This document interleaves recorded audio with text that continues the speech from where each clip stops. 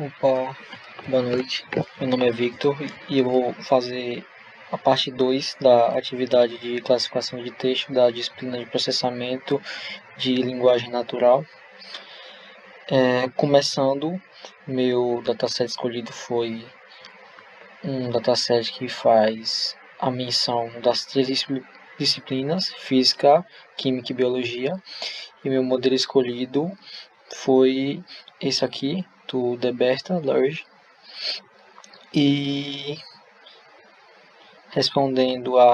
antes de tudo, começando a responder a pergunta que foi proposta na atividade, uma curiosidade em relação à arquitetura dos modelos Transformers, que são a base para os LLMs, é que modelos especializados em classificação de textos são, em sua maioria, do tipo encoder only. Como eu poderia justificar isso? Vou destacar alguns pontos aqui, principalmente em relação à extração de recursos, porque os modelos encoder only, como o BERT, por exemplo, que eu estou utilizando, são projetados para extrair representações contextuais ricas dos textos, já que em tarefas de classificação o principal objetivo e necessidade é de fato compreender e extrair informações relevantes do texto de entrada para determinar uma classe apropriada, que é o que a gente está fazendo com as matérias do dataset. Contextualização bidirecional, ou seja, eles utilizam esse tipo de abordagem de duas direções, porque compreende melhor essa relação do contexto ao redor de cada palavra no texto. Então, isso facilita para que o modelo compreenda melhor o significado das palavras com base em seu contexto completo, que é importante para as tarefas que a gente quer que sejam realizadas. Tarefas de classificação, que é o que a gente está fazendo também. Problemas de classificação de texto, o principal objetivo é de fato atribuir esses rótulos aos textos de modo geral. E mais alguns aqui que eu vou passar rapidamente, que é o treinamento e fine tuning, que basicamente são usados para prever essas palavras que são mascaradas em um texto e ajuda melhor o modelo a aprender essas representações mais contextuais. Em questão de complexidade e eficiência também, porque essas arquiteturas são menos complexas e mais eficientes em questão de treinamento e inferência para tarefas de classificação. Agora, dando início ao código em si, foi utilizado o load do dataset que eu defini e feito algumas tratativas, como a impressão do gráfico de distribuição de classes, a impressão das 5 linhas e algumas tratativas como retirada de campos nulos e etc.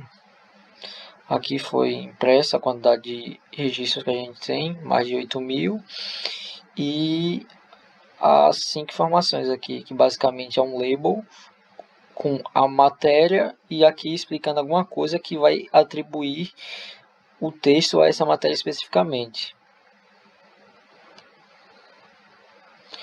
Aqui está a distribuição.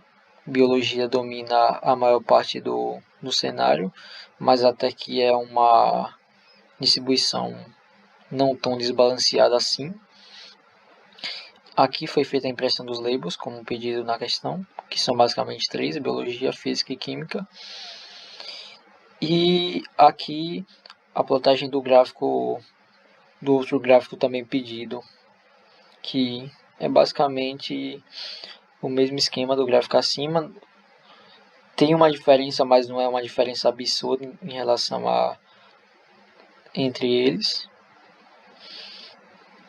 E aqui foi feita a criação das features.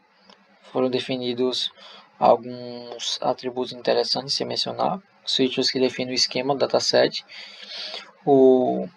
Aqui que define que de fato esses campos vão ser do tipo texto. E o class label, que é basicamente os rótulos que a gente está definindo, que são biologia, química e física. E atribui um valor numérico a cada rótulo, começando pelo índice 0. Aqui foi feita a separação e a divisão da estrutura do dataset, treinamento, a validação e o teste. A maioria vai ser concentrada no treinamento, mas de muitos mais registros aqui nessa parte. Aqui são as funções auxiliares que basicamente servem para fazer essa questão da tokenização. Aqui abaixo, o modelo base para a etapa de tokenização. Foram definidas algumas funções auxiliares, como o tokenize. E aqui foi feito de fato o encode utilizando o módulo desse dataset. Aqui a gente fez a extração desses estados escondidos. É basicamente a mesma função que foi definida como base para a gente utilizar. Foram feitos apenas pequenos ajustes, como por exemplo questão de byte size e etc. Aqui foi feita a etapa da inferência e etc. para gerar o gráfico plotado. E gerar a estrutura tensor do PyTorch também. Aqui foi utilizada a biblioteca map, como pedido na questão, para gerar essa espécie de gráfico em coordenadas x, y e identificando também um label. Basicamente foi feita uma compressão desses valores para ficar dessa forma. E aqui é o resultado final do diagrama. Aparentemente não tem tanta diferença assim. E se a gente for observar aqui embaixo, a acurácia dele não é uma das melhores. E não tinha muito o que fazer a respeito disso. Aqui é a comparação da acurácia feita utilizando o classificador de regressão linear que a gente definiu. E aqui o do Dummy Classifier. Aqui abaixo é a massa de confusão. Alguns valores ele é até interessante, mas na maioria dos casos ele não consegue prever com tanta assertividade assim. Então, como meio de comparação, eu utilizei uma segunda biblioteca que geram resultados bem diferentes. Essa aqui. E que de fato consegue prever relativamente um pouco melhor do que o modelo que a gente estava utilizando antes. E basicamente é isso.